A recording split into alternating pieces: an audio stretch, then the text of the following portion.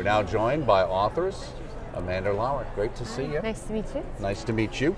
You've got a couple of books here, A World Such as Heaven Intended and A Life Such as Heaven Intended. Yep. Now both of these are set in the Civil War, right? Yeah, absolutely. How did you decide to write about the Civil War? Well, I've always loved history, and I've always had an interest in the Civil War.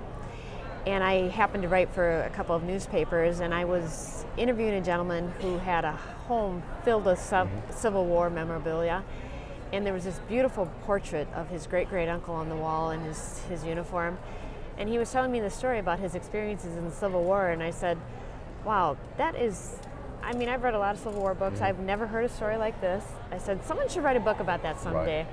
So did you use that particular story as a baseline or just Absolutely. as an idea? Okay. That was the base for this story. So I basically was able to get a lot of information from that gentleman because they had a lot of the letters his uncle had written home during the war. They had photos, they had all sorts of stuff from the family that they were able to access that I could see and read to learn more about his experiences in the war. Right, so Samara and Nathan, are they the two main characters in the book? Yes, they are. Okay, and it says about the fact that they're both involved in the Civil War.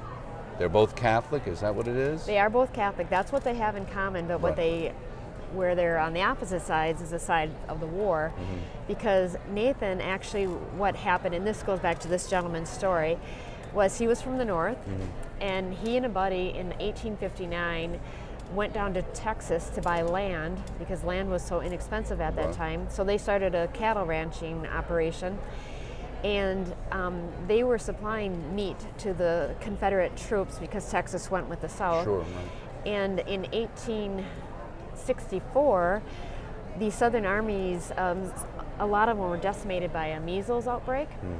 And so they were coming into Texas, and anybody 35 and under was being conscripted to fight for the South against their will.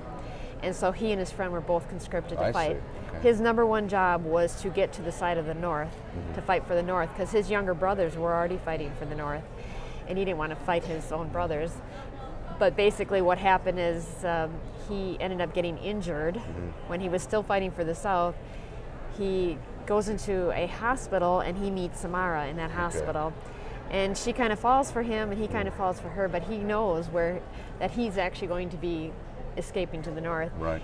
And so their lives get kind of intertwined in a way that they kind of end up saving each other because both of their lives are put on the line because of a set of circumstances that happened.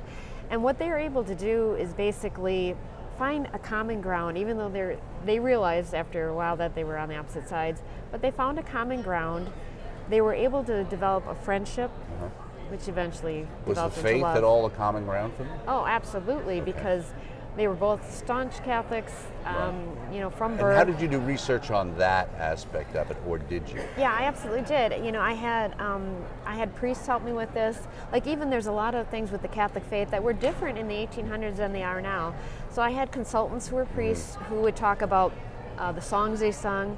Even the fact, like, I had part of it, like she was singing in church, a hymn, and a priest said women did not sing in church in the 1800s. It was men who led the singing.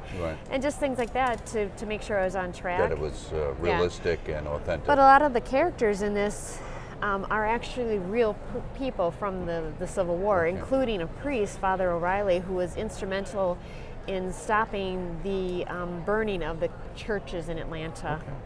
Now, you originally wrote A World Such as Heaven Intended, then you have a sequel, A Life Such as Heaven Intended. That's your beautiful daughter on the cover, is that what I understand? Yep, that's our beautiful daughter, Samantha. So what brought about, I mean, obviously people must have liked this book enough to ask you to write a sequel. Yeah, absolutely. When I wrote this book, at first it was just a one-time thing. I write for newspapers, including a Catholic newspaper, and I just always, I love to read, and I always wanted to write a book.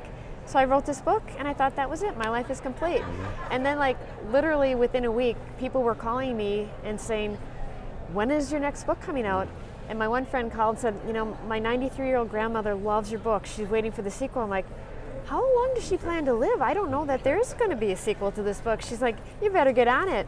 And so I did, and like literally, we turned that project around in just a couple years. And then of course, when you have a second book, it leads to a trilogy.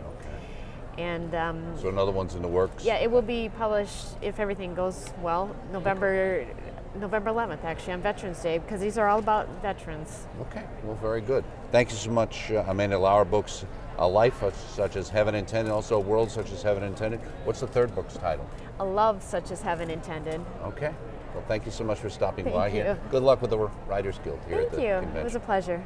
Appreciate it.